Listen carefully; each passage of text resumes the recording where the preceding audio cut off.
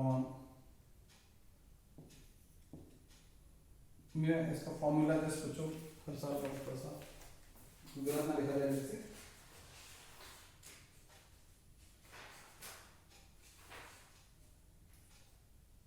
Lambda upon 2 mu sine theta, बिल्कुल lambda upon 2 mu sine theta.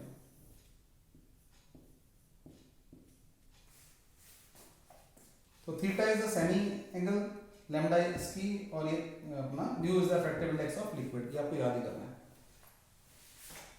बड़ी classes में है डेरिवेशन इसकी, एग्जाम इसकी जरूरत नहीं है। Resolving power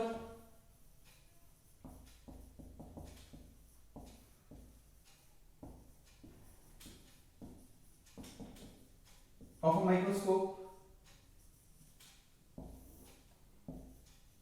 is simply 1 d। क्यों? कौन सा माइक्रोस्कोप अच्छा होगा? जिसकी लिमिट ऑफ रेजोल्यूशन कम हो या ज्यादा? हाँ, बस ज्यादा कम में, जितना स्मॉल होगा डी, जितना स्मॉल होगा उतना बढ़िया लगेगा हमें। एक कोई इंस्ट्रूमेंट है जो 0.1 मिलीमीटर दिखा पाता है हमें, एक इंस्ट्रूमेंट 0.001 मिलीमीटर दिखा दे तो बढ़िया लगेगा ना हमें।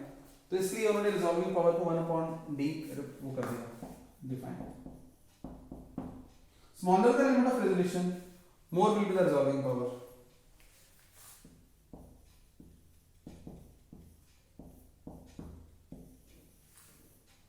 It is obviously resolving power is inversely proportional to lambda.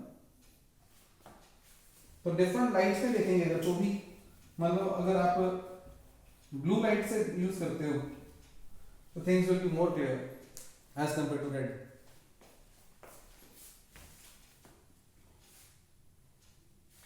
अब बात आ गई limit of resolution of a telescope.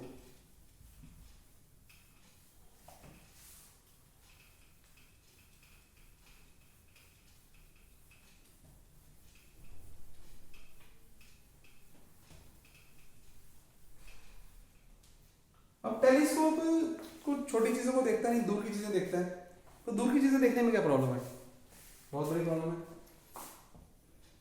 कि दूर की चीजें, अभी मैं अपनी नेकेड आई से मून की तरफ देखूं, मुझे दिख रहा है मून बाहर मान लो, तो मून पे वो भी दिख रहे हैं कहीं पे ब्लैक वाइट स्पॉट्स। तो मून अगर देखा जाए तो उसकी भी दैट इज ग्राउंड है, वहाँ भी 2 स्टोन्स पड़े, कुछ ना रॉक्स पड़ी हो सकती हैं। तो अगर मैं अपनी आंखों को फोकस कर पाऊँ तो 2 अलग अलग दिखनी चाहिए मुझे दिख नहीं रही, 2 पॉइंट्स वहाँ पर अलग अलग दिख रहे। Resolving power of telescope, what is the point I am telling you, 2 point दूर ही इतने हैं कि मेरे टेलीस्कोप पे जब वो पहुंच रहे हैं तो उनका एंगल इतना छोटा हो गया है, मेरी आंखों के लिए तो बहुत छोटा हो गया, तो टेलीस्कोप के लिए देखते हैं क्या होगा। अच्छा, इंटरेस्टिंगली ये 2 ऑब्जेक्ट्स यहाँ पे एक ही लाइन पे भी, ये 2 स्टार्स भी हो सकता है एक स्टार यहाँ पे, दूसरा पता नहीं कहाँ पे है। स्काई में देखोगे इकट्ठे से देखते हैं,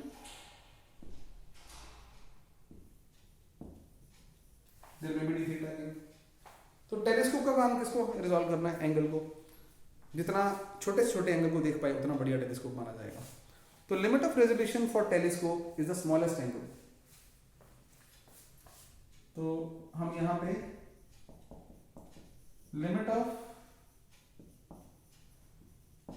resolution of A telescope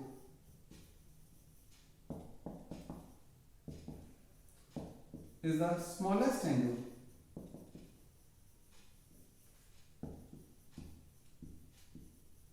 for which two far away objects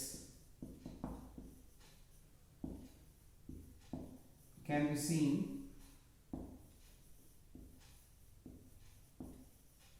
separately, वो अलग अलग दिखाई देते हैं।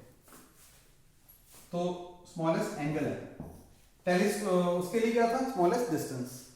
तो इफ अब इसके लिए A is the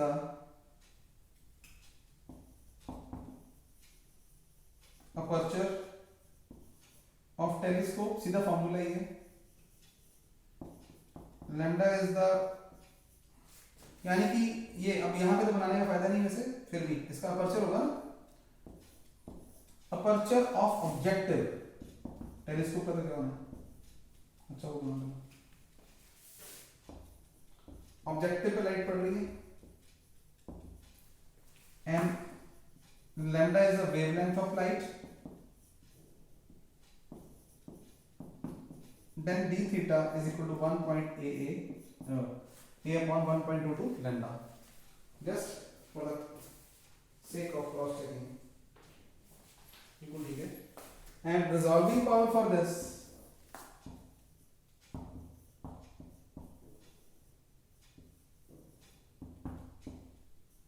one upon limit of resolution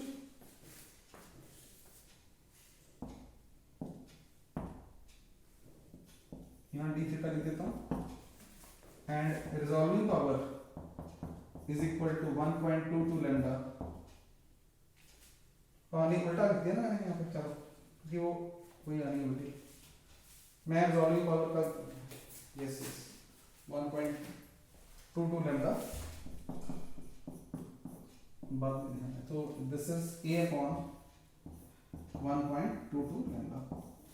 opposite होनी चाहिए, ये बस याद करने का तरीका है, हम कई बार पता भी डराइव भी किया, कोई चक्कर नहीं। तो resolving power inversely proportional to wavelength होनी चाहिए, ये ध्यान में रहे।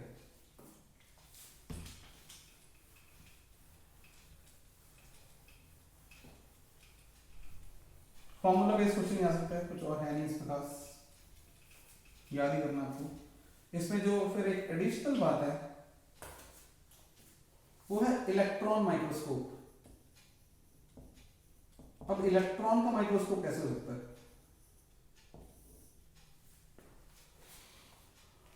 माइक्रोस्कोप में तो लाइट यूज होती है,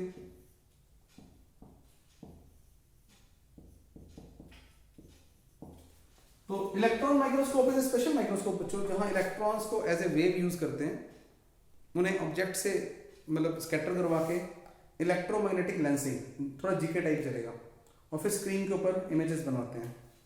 क्योंकि अगर लाइट एक वेव है तो इलेक्ट्रॉन्स आर आल्सो वेव। तो क्या करते हैं वो, ये ऑब्जेक्ट्स हैं और इसके ऊपर बॉम्बार्ड कराए इलेक्ट्रॉन्स, और यहां पे जो सिस्टम रखा हुआ ना आगे, यस जस्ट रिप्रेजेंटेशन है, आप इसे कह सकते हो इलेक्ट्रोमैग्नेटिक लेंसिंग सिस्टम। मान लो इसकी टेक्नोलॉजी के अंदर नहीं जाते हम, है ना, लेकिन इतना पता चल ही रहा है कि इलेक्ट्रॉन्स के साथ पंगे तो ले सकते हैं कौन, इलेक्ट्रिक एंड मैग्नेटिक फील्ड्स। तो जो लेंस का काम करवाना था, उल्टे सीधे इलेक्ट्रिक एंड मैग्नेटिक फील्ड लगवा के इन्होंने लेंसिंग सिस्टम बना दिया, और यहां पे एक स्क्रीन रख दी जो इलेक्ट्रॉन्स के लिए सेंसिटिव होगी, और यहाँ पे उसके that is have a pattern on it, और यहाँ इमेज फॉर्म हो गया। अब यहाँ हम आंखें नहीं रखेंगे, सीधा इमेज ही बनेगा। तो रिजॉल्विंग पावर ऑफ इलेक्ट्रॉन्स को क्यों यूज किया? बिकॉज वेवलेंथ ऑफ इलेक्ट्रॉन्स, या +1 में कर चुके हो, +2 में हम करेंगे अभी, कि de Broglie wavelength is h/mv, right. And इसको अगर और करें हम, अगर v पोटेंशियल डिफरेंस हम लेके जाएं, it comes out to be 150/v angstrom. v अगर जिसको ना समझ आ रहा हो ना, तो अगला चैप्टर आने वाला है, एक दिन का जो चैप्टर है, कि v पोटेंशियल डिफरेंस से इलेक्ट्रॉन को लेके आए ना, तो इतनी इसकी वेवलेंथ आती है, तो विच इज 12.27 एंगस्ट्रॉम। लाइट की किसी भी वेवलेंथ से बहुत कम है, लाइट की कम से कम भी 4000 एंगस्ट्रॉम। ये अगर v को बढ़ा दूं तो लैम्डा और कम कर सकता हूं मैं। तो फिर resolving power of electron microscope is very high, ठीक है। तो ये एक नंबर का क्वेश्चन आपको,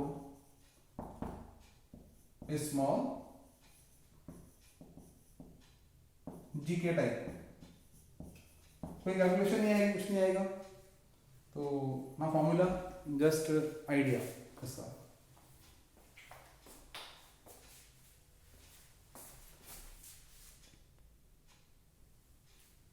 तो बच्चों अब हम अगला टॉपिक करने जा रहे हैं, पोलराइजेशन ऑफ लाइट।